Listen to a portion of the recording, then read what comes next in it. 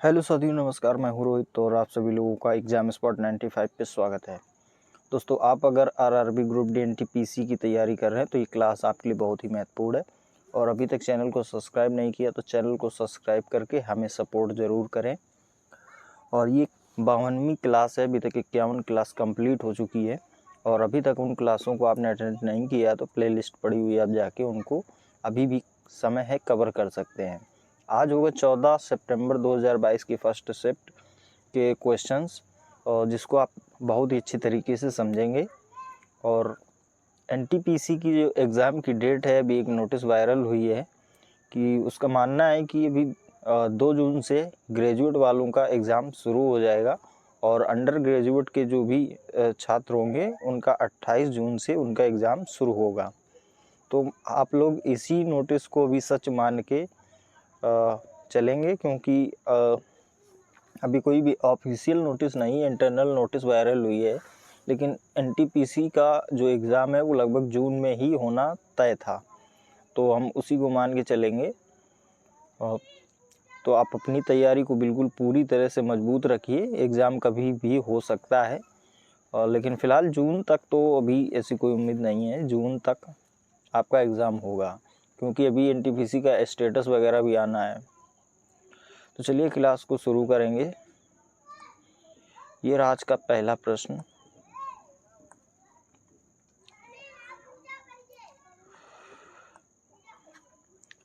एक निश्चित कूट भाषा में इस शब्द को ये कहा जाता है तो उसी भाषा में इसको ये कहा जाएगा।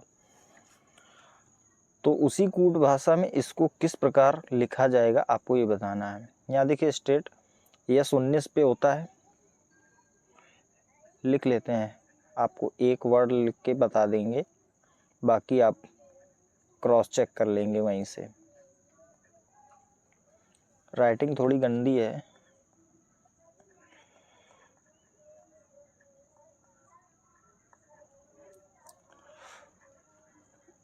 एस देखिए 19 पे होता है, एक प्लस करेंगे 20 होगा, 20 पे टी है। यहाँ पे 20 पे टी होता है, एक प्लस होना चाहिए था लेकिन नहीं है।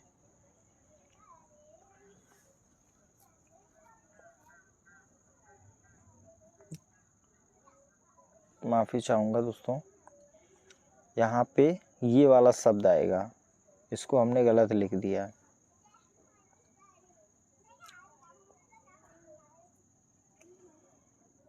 USAIHI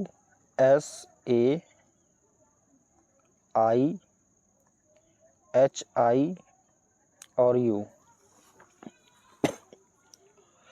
देखिए 20 पे टी होता है और 21 पे यहाँ पे U आएगा, एक प्लस हुआ है। यहाँ 18 एक प्लस होगा, 19 पे S आएगा। यहाँ पे A है, A को वैसे ही रख दिया है क्योंकि ये देखिए स्वर है और जो भी स्वर आएगा उसको एस्टिस वैसे ही लिखा गया है। यहाँ पे AI देखिए, AI यहाँ पे भी रख दिया गया है।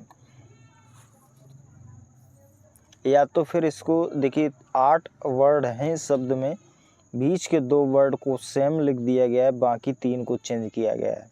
आगे की 3 चेंज है, अभी पीछे के 3 चेंज करके देख लेते हैं। जी होता है 7 पे, देखिए H आया 8 पे, H होता है 8 पे और I आया 9 पे। और स्वर व्यंजन का तो खेल नहीं है इसमें, क्योंकि अगर ऐसा होता तो यहाँ H और I का कॉम्बिनेशन बना रहता। और यहाँ पे देखिए 20 और फिर से 21 हो गया है। क्रॉस चेक कर लेंगे, 20 में एक जोड़ेंगे 21 होता है, 21 पे U, 1 पे A, B पे 2, 11, एक 12 पे L, यहाँ 5 पे E और 5 और O देखिए दोनों सेम लिखे गए हैं। यहाँ V देखिए, V 22 पे, W 23 पे और 5 पे E, 6 पे F, R 18, S 19। ऐसे इसको चेंज करेंगे। देखिए T होता है 20 पे, एक प्लस करेंगे तो U 21 पे आएगा। फिर E है 5 पे, एक प्लस करेंगे 6 पे F आएगा। N 14 पे होता है 1 प्लस करेंगे 15 पे ओ आएगा। अब आपको डी और ई सेम लिख देना है।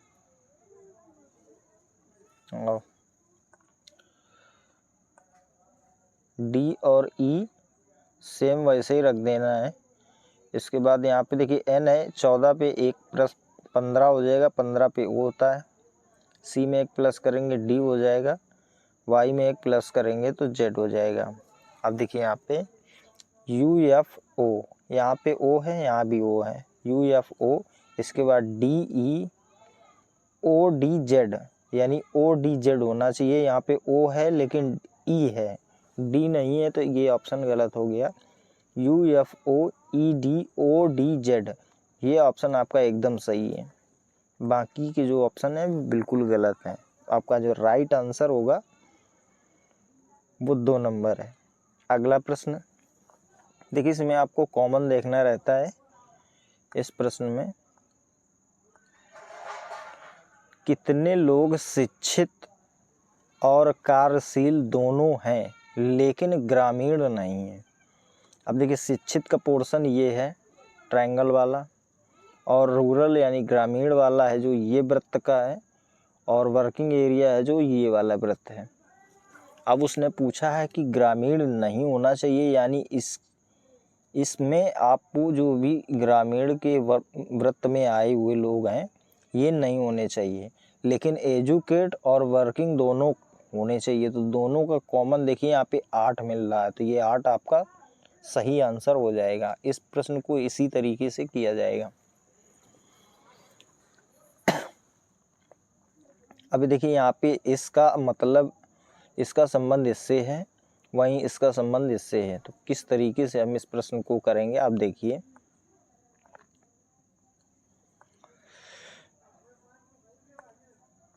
अब देखिए ऊपर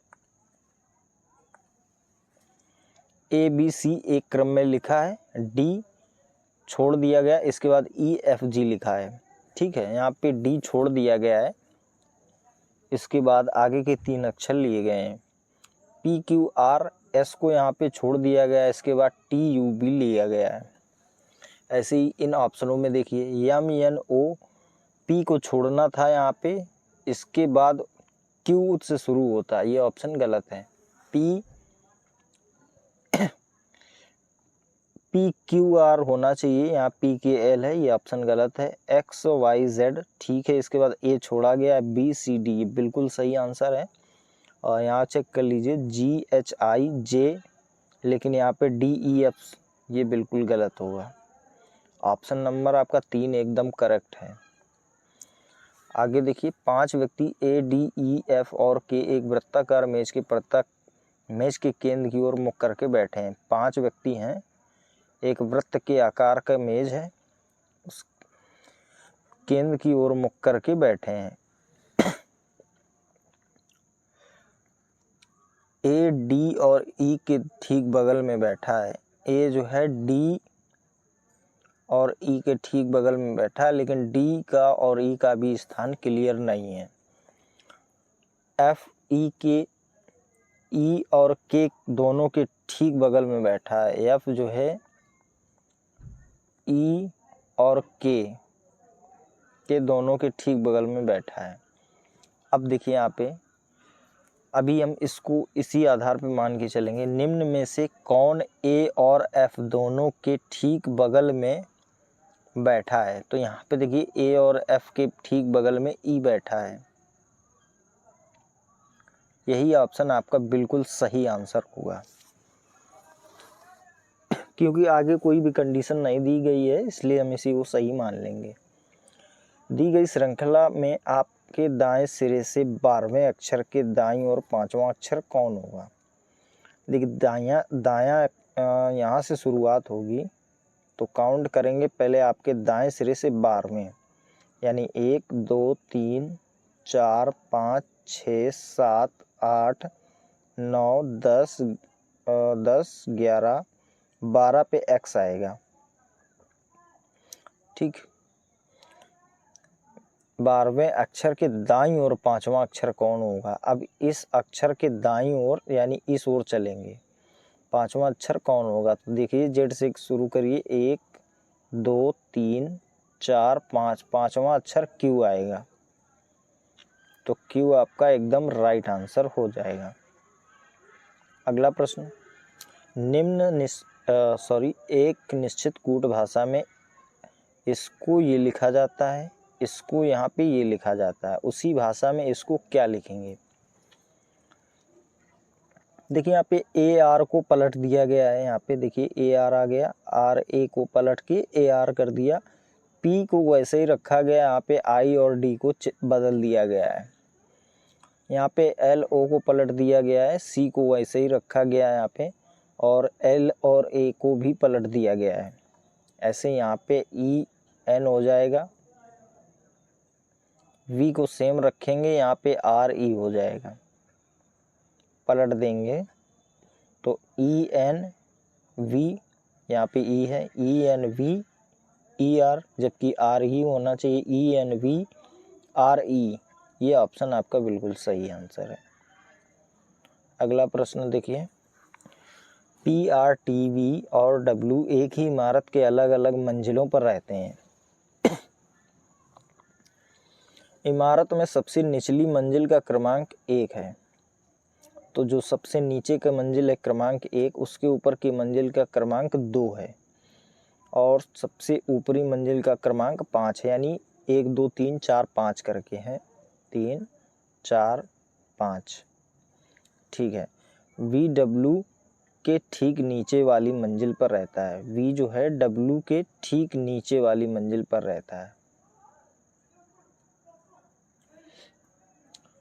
पी टी के ठीक ऊपर वाली मंजिल पर रहता है। पी जो है टी के ठीक ऊपर वाली मंजिल पर रहता है।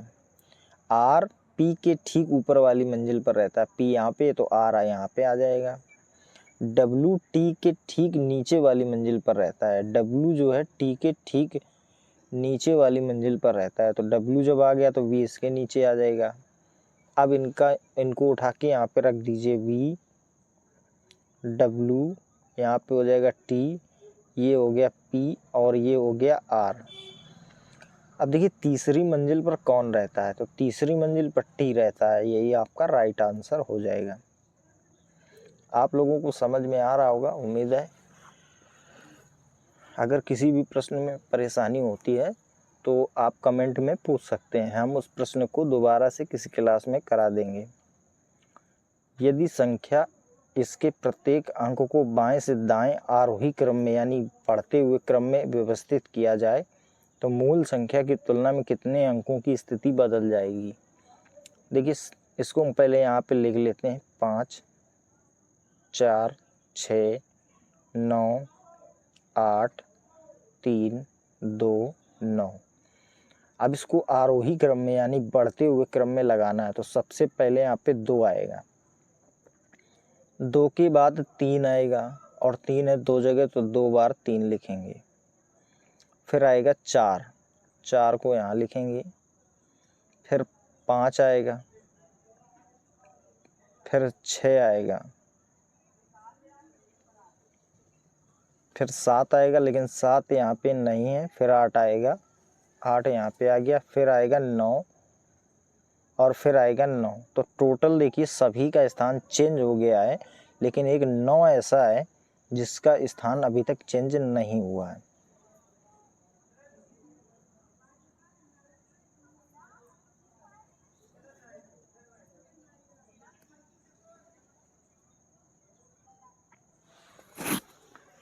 उसने ये पूछा है कि कितने अंकों की स्थिति बदल जाएगी।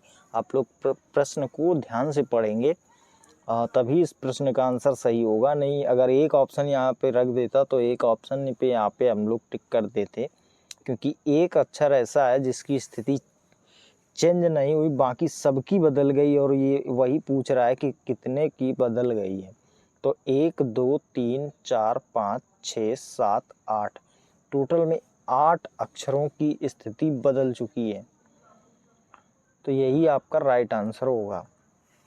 अगला देखिए, सपना अपने कार्यालय से सीधे पश्चिम दिशा में 2 किलोमीटर जाती है। मान लीजिए सपना का ये कार्यालय है, वो पश्चिम दिशा में 2 किलोमीटर जाती है, फिर दाएं मुड़ती है 4 किलोमीटर जाती है। फिर उसने दायां मुड़ लिया और 4 किलोमीटर गई। वह फिर से दाईं ओर मुड़ती 5 किलोमीटर जाती है। तो फिर से उसने दायां मोड़ लिया और 5 किलोमीटर गई और फिर बाएं मुड़कर 1 किलोमीटर की यात्रा करती है। फिर उसने बायां मोड़ लिया और 1 किलोमीटर चली। घर पहुंचने पर उसका मुख किस दिशा में था? अब उसका मुख उत्तर दिशा की ओर है, तो ये आपका एकदम राइट आंसर हो जाएगा। अगला प्रश्न देखिए, नंबर सीरीज और अल्फ़ाबेटिक सीरीज दोनों मिक्स सीरीज हैं। यहाँ P होता है 16 पे, फिर ये 11 पे, यानी 5 माइनस हुआ है, यहाँ पे -5 हुआ है, और 11 से 5 माइनस करेंगे तो 6 आएगा, और यहाँ पे 5 माइनस करेंगे तो 1 आएगा, और फिर से 5 माइनस करेंगे तो 1 माइनस किया तो Z आया। इसके बाद 4 माइनस करेंगे तो 4 22 पे आएगा V।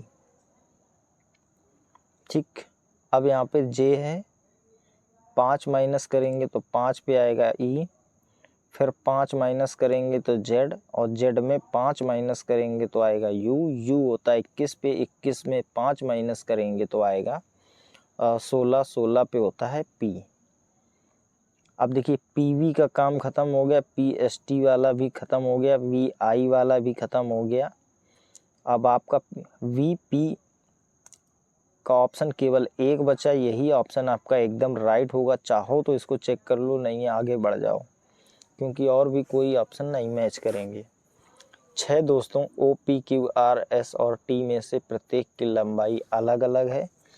P O से लंबा है, P जो है O से लंबा है, Q S से लंबा है, Q S से लंबा है, लेकिन Q S से लंबा है, लेकिन अब यहाँ पे मिसटाइप हुआ है, यहाँ पे कुछ भी हो सकता है, लेकिन मान लीजिए O रख लेते हैं, O से छोटा है तो P ऊपर आ जाएगा, O यहाँ पे आ जाएगा। R S से छोटा है, क्योंकि जब भी टाइपिंग गूगल लेंस से टाइपिंग को उठाते हैं तो यहाँ पे O पकड़ में नहीं आता है जल्दी, हम इसलिए O को यहाँ पे रख लेते हैं। मान लीजिए कि Q S से लंबा है लेकिन O से छोटा है, तो यहाँ पे आ जाएगा। R S से छोटा है, R S से छोटा है तो यहाँ पे रख लेंगे, लेकिन T से लंबा है, लेकिन T से लंबा है। इन सभी दोस्तों में से सबसे लंबा कौन है? इस आधार पर हम इसको लंबा P को मान लेते हैं। यही आंसर आपको अभी मान के चलना है। यहाँ पे अगर यहाँ पे आप प्रश्न चेक कर लीजिए, अगर O यहाँ पे है तो इसका आंसर P ही आएगा। अगला प्रश्न, 6 डिब्बे DEF GHI एक के ऊपर एक करके रखे गए हैं, लेकिन उनका क्रम इसी क्रम में है, ये आवश्यक नहीं है। D और I के बीच केवल 2 डिब्बे हैं, D और I के बीच केवल 2 डिब्बे हैं। D को ऊपर से तीसरे स्थान पर रखा गया है। अब D को ऊपर से तीसरे स्थान पर रखा गया है तो 3 और 3 6 लोग हैं।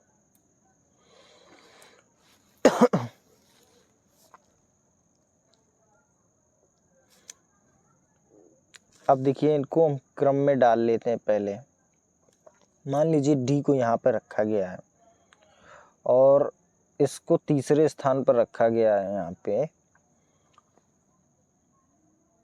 अगर हम I को यहाँ रख लें तो 1 2 3 चौथे स्थान पे पहुँच जाएगा। ये कंडीशन तो नहीं बन रही है, लेकिन 7 लोग यहाँ पे हैं नहीं।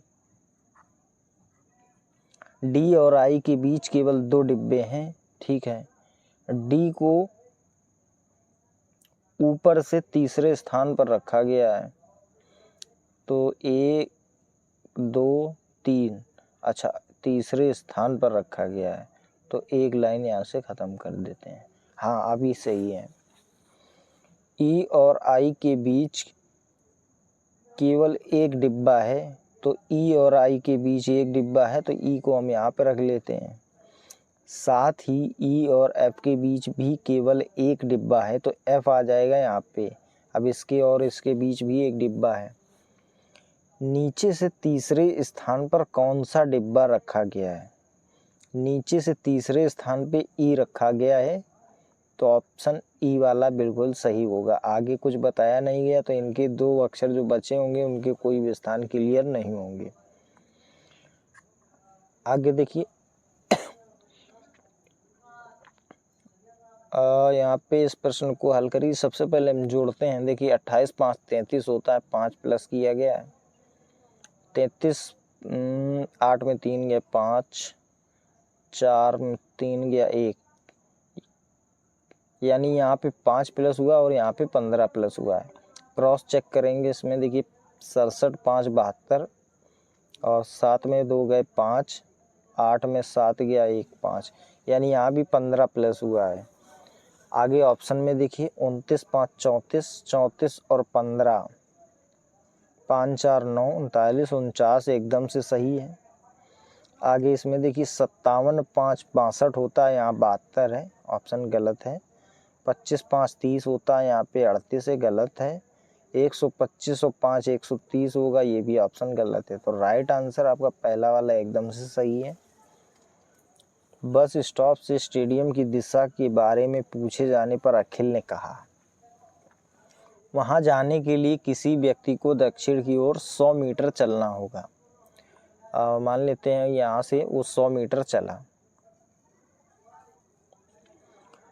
फिर वहाँ से बाएं मुड़ना होगा और 120 मीटर चलना होगा। अब यहाँ से वो बाएं मुड़ेगा, 120 मीटर चलेगा, फिर पुनः बाएं मुड़ना होगा और 370 मीटर चलना होगा। अब यहाँ से वो पुनः बाएं मुड़ेगा और 370 मीटर चलना होगा उसको,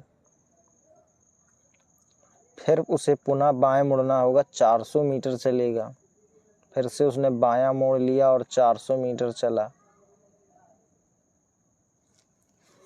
फिर उसे पुनः बाएं मुड़ना होगा और 370 मीटर चलना होगा। लाइन टेढ़ी हो रही है,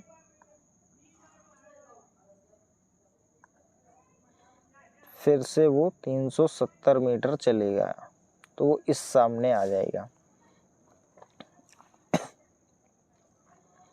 इसके बाद फिर उसे पुनः बाएं मुड़ना होगा और 110 मीटर चलना होगा, पुनः बाएं मुड़ेगा, 110 मीटर चलेगा, अंत में उसे एक अंतिम बार बाएं मुड़ना होगा और स्टेडियम तक पहुंचने के लिए उसे 100 मीटर चलना होगा। अब वो 100 मीटर फिर से यहाँ पे चलेगा, तो इसकी दूरी भी 100 है, इसकी दूरी भी 100 हो जाएगी, तो बराबर पे आ जाएंगे। स्टेडियम बस स्टॉप से कितनी दूर और किस दिशा में है?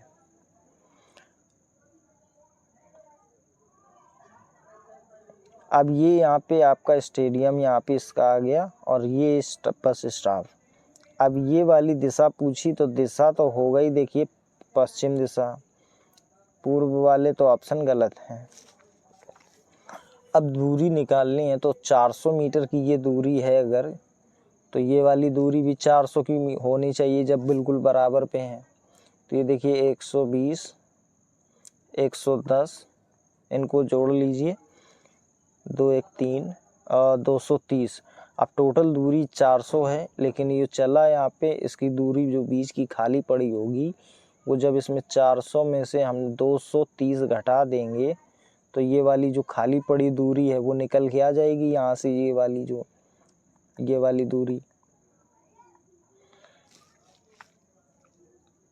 तो यहाँ पे आएगा 70 और 3 में 2 जाएगा 100, 170 पश्चिम दिशा, ये आपका एकदम से राइट आंसर हो जाएगा।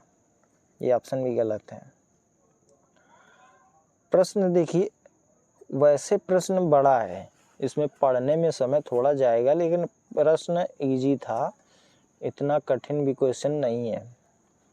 ऐसे प्रश्न बस लेंदी दिखते हैं, डरावने टाइप, कठिन नहीं होते हैं।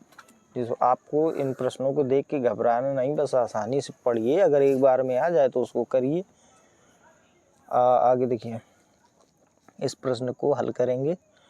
तो 12, यहाँ पे निम्न समीकरण में प्लस और माइनस तथा गुणा और भाग के चिन्हों को परस्पर बदल दिया जाए। ठीक है, तो 12 गुणा है तो भाग हो जाएगा यहाँ पे 6, भाग है तो गुणा हो जाएगा 9, माइनस तो प्लस हो जाएगा 3 और प्लस है तो माइनस हो जाएगा 2।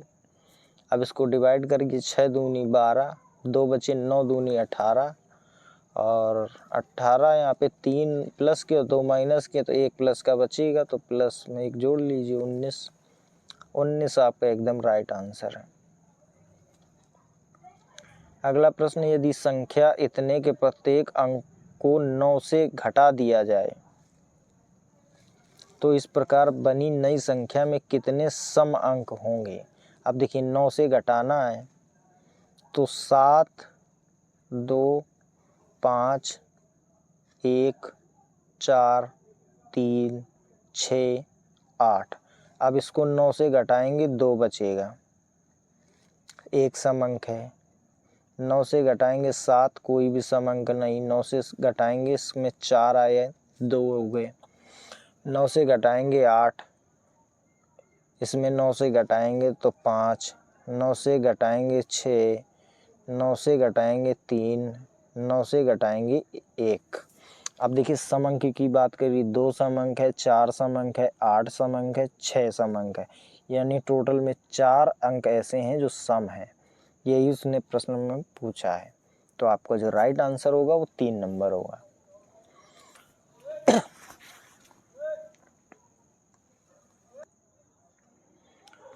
कथन है फेक न्यूज 21वीं सदी की एक वैश्विक समस्या बन गई है। तर्क है इस विश्वव्यापी समस्या से निपटने के लिए एक वैश्विक स्तर के तंत्र की आवश्यकता है। फेक न्यूज़ से जुड़ी समस्याएं केवल भारत में ही मौजूद हैं। आप ये 2 तर्क देखिए, तो इस विश्वव्यापी समस्या से निपटने के लिए एक वैश्विक स्तर की तंत्र की आवश्यकता है, बिल्कुल सही है। आप फेक न्यूज़ से जुड़ी समस्याएं केवल भारत में ही मौजूद है ऐसा नहीं कह सकते, क्योंकि पूरे विश्व में यही समस्या है। तो कथन 1 इसमें कथन 2 का समर्थन नहीं करता है, जबकि कथन 1 का समर्थन करता है, बिल्कुल सही है। आपका यही आंसर एकदम सही है। अगला प्रश्न देखिए, DFGHST और V प्रत्येक विद्यार्थी की परीक्षा सोमवार से शुरू होकर रविवार को समाप्त होने वाले सप्ताह के 6 अलग अलग दिन, लेकिन उनका इसी क्रम में होना आवश्यक नहीं है। तो सबसे पहले हम सोमवार, मंगल,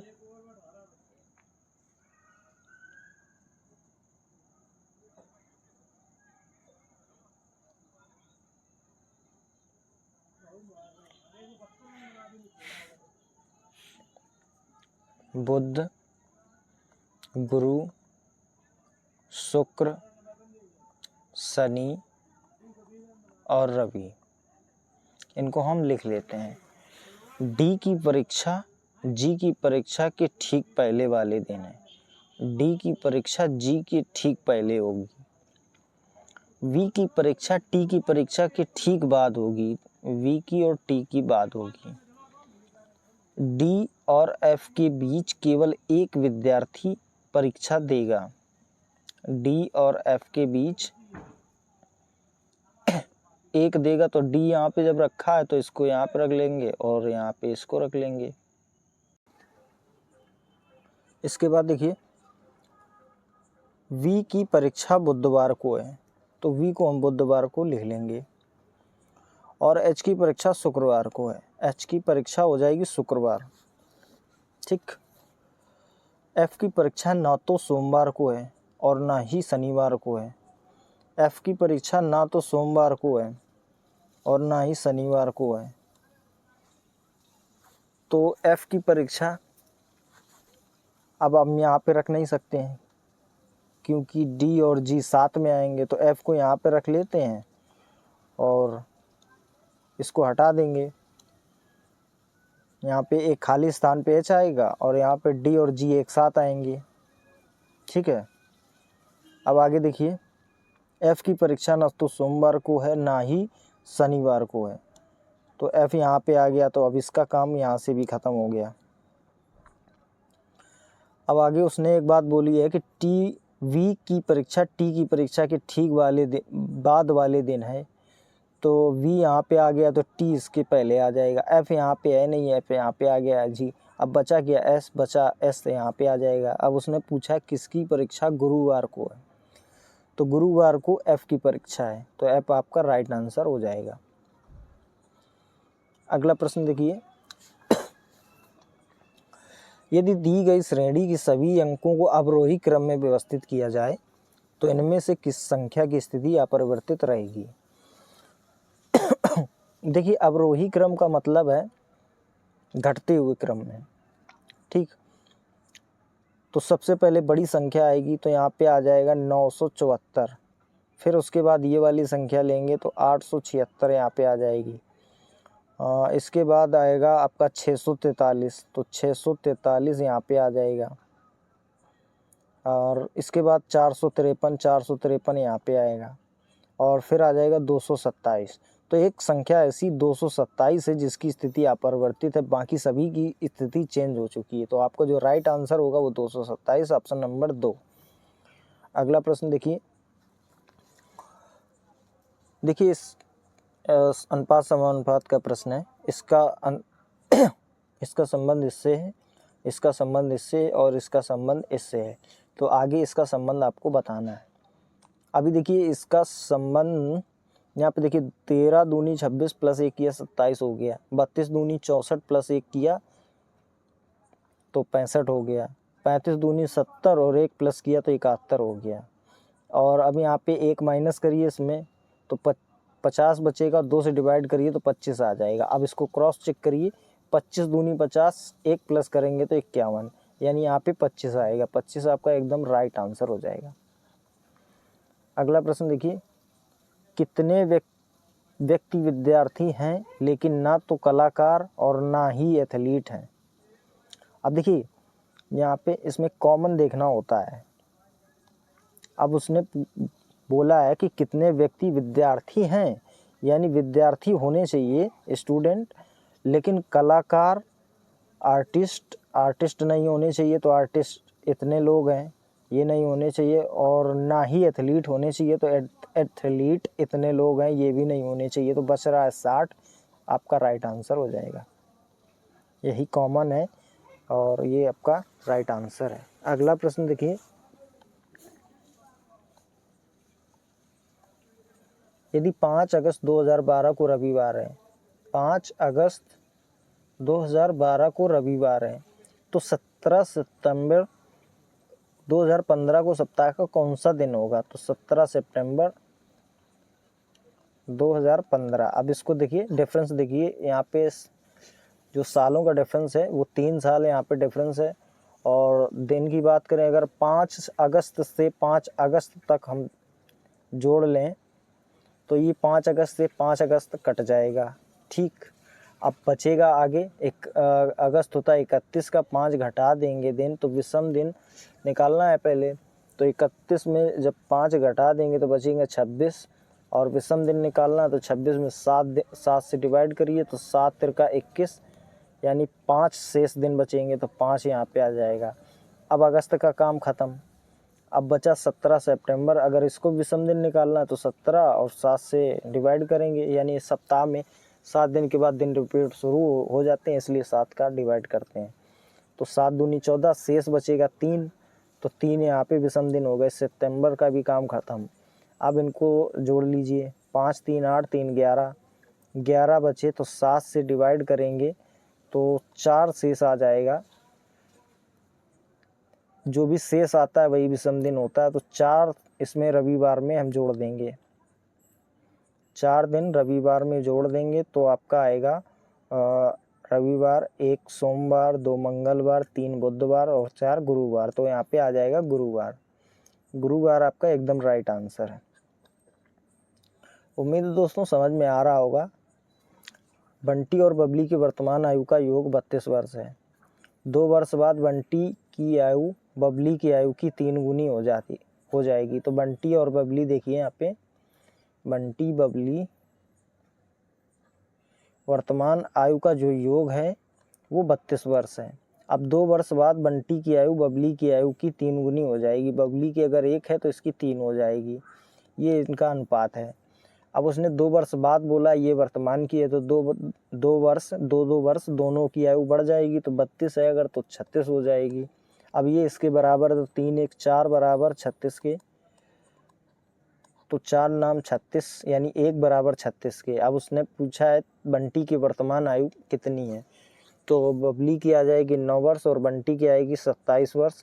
अब उसने वर्तमान पूछा, ये 2 वर्ष बाद की है, तो 2 वर्ष इसमें माइनस कर देंगे तो ये हो जाएगा 25 और इसमें 2 माइनस करेंगे, ये होगा 7। तो बबली की 7 वर्ष और बंटी की 25 वर्ष उसने बंटी की पूछी, तो 25 वाला आंसर एकदम राइट है। अगला प्रश्न देखिए, यदि निम्नलिखित संख्याओं में से प्रत्येक के पहले अंक में 1 जोड़ा जाए, यहाँ पे 2 है 1 जोड़ देंगे तो 3 हो जाएगा, आगे 4 है उसको लिख लेंगे, और अंतिम में से 1 घटाया जाए, अंतिम में 2 है 1 घटा देंगे 1 बचेगा, कॉमा। दूसरी संख्या देखिए 6 1 जोड़ेंगे 7 हो जाएगा, 5 को ऐसे ही रखिए, 1 घटा देंगे इसमें तो 6 बचेगा, कॉमा। तीसरी संख्या देखिए 8 में 1 जोड़ेंगे 9 होगा, और 6 को ऐसे ही रखिए, 4 में 1 घटाएंगे 3 बचेगा। अगली संख्या देखिए 2 है तो 1 जोड़ेंगे तो 3 हो जाएगा, 6 को ऐसे रखिए, 4 में 1 घटाएंगे तो 3 हो जाएगा। फिर अगली संख्या 6 है तो 7 होगा, और 7 को ऐसे रखिए, 4 है तो 3 हो जाएगा, 1 घटा देंगे। अगली संख्या 2 है 3 हो जाएगी, 1 को ऐसे ही रखेंगे, 1 घटा देंगे तो 7 बचेगा, 8 में 1 घटाएंगे 7 बचेगा।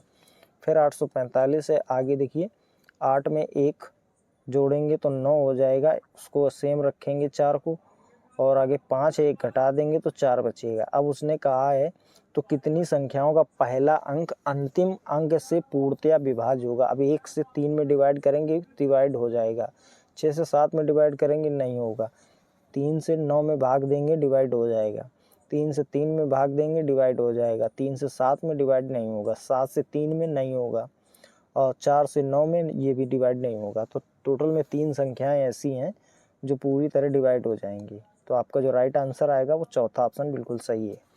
अगला देखिए सीरीज का प्रश्न है, और डिफरेंस देख लीजिए इनका। 17 में 8 गए, 17 में 9 गए तो 8 बचे, 5 यहाँ 5 में 1 गया तो 4।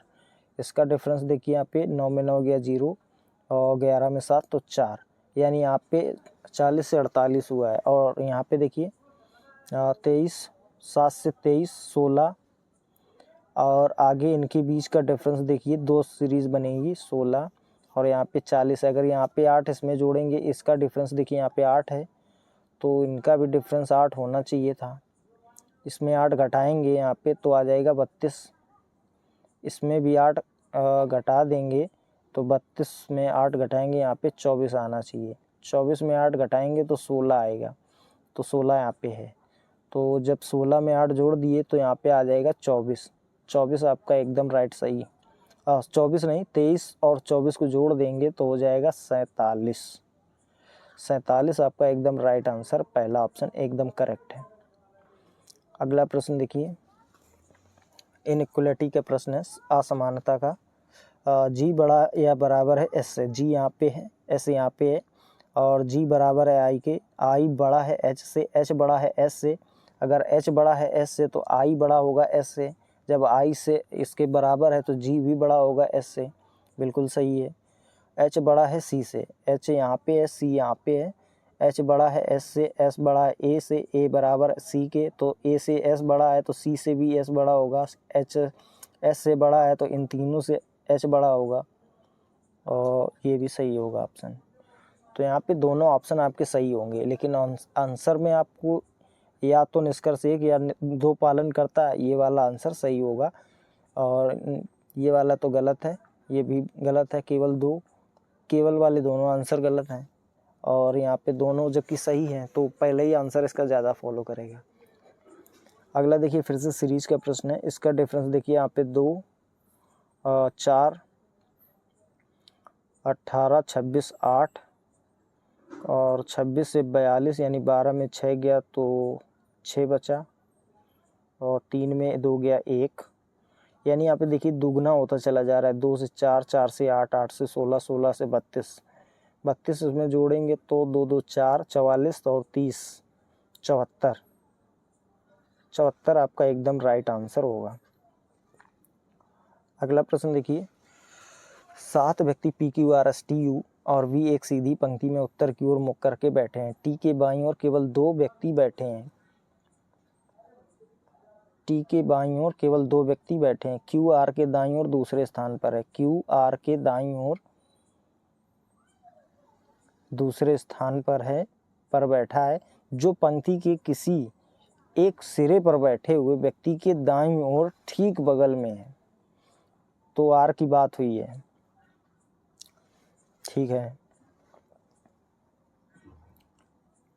टी और पी के बीच केवल 3 व्यक्ति हैं। टी और पी के बीच केवल 3 व्यक्ति हैं, तो पी यहाँ पे आ जाएगा। क्यू पी के ठीक बगल में नहीं बैठा है, तो क्यू कहीं भी बैठा होगा। अगर आर को हम यहाँ रख दें तो एक स्थान छोड़ के क्यू को यहाँ पर रख देते हैं, ठीक है, बैठ जाएगा। क्योंकि आर जो है यहाँ पे इसके बगल में बैठा है, ये आपको यहाँ पे बता दिया गया है कि क्यू आर के दाईं ओर दूसरे स्थान पर बैठा है, जो पंक्ति के किसी सिरे पर बैठे हुए व्यक्ति के दाईं ओर ठीक बगल में बैठा है। तो पंक्ति के सिरे पर जो भी बैठा होगा उसके दाईं ओर आर बैठा है, ठीक है। आगे देखिए, क्यू पी के ठीक बगल में नहीं है, तो क्यू पी के ठीक बगल में नहीं है।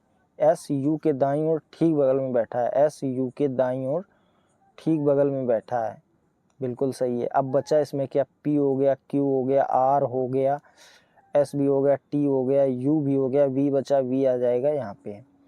पंक्ति के बाएं सिरे पर कौन बैठा है? पंक्ति के बाएं सिरे पर वी बैठा है, ये आपका एकदम राइट आंसर होगा। तो ये थी दोस्तों आज की क्लास। आप लोग ज़रूर बताइए कमेंट करके कि क्लास कैसी लगी। और आप लोग चैनल को सब्सक्राइब नहीं किए हैं तो चैनल को यार प्लीज़ सब्सक्राइब करिए, ताकि हमें भी सपोर्ट करिए, ताकि हमारी क्लासें भी जल्द लाइव शुरू हो जाएं। और जितने दिनों से मैं आपको यहाँ पे क्लासें प्रोवाइड करा रहा हूँ, लगभग 52 क्लासें हो गई हैं, और आप लोगों ने अभी तक इतने लोग आए देख कर चले गए, लेकिन क्लास को लाइक भी नहीं किया। और इसके बाद चैनल को सब्सक्राइब ज़रूर करिए यार, हमें भी थोड़ा अच्छा लगेगा और मोटिवेशन बढ़ेगा। तो आगे और भी क्लासें लाने का मैं प्लान कर रहा हूँ, जिससे आपको आगे भी और क्लासें मिलेंगी। और पिछली क्लासों को अभी तक कवर नहीं किया तो अभी समय है, आप कवर कर सकते हैं। और फिलहाल एनटीपीसी का एग्ज़ाम है, जून में संभावित है आपका। 2 जून से आपका एग्ज़ाम स्टार्ट होगा अभी फ़िलहाल जो न्यूज़ है उसके आधार पर। और अंडर ग्रेजुएट का जो भी है 28 जून से उसका भी प्रारंभ हो जाएगा एनटीपीसी का। इसके बाद ग्रुप डी का ही नंबर है, तो आप अपनी प्रैक्टिस जारी रखिए।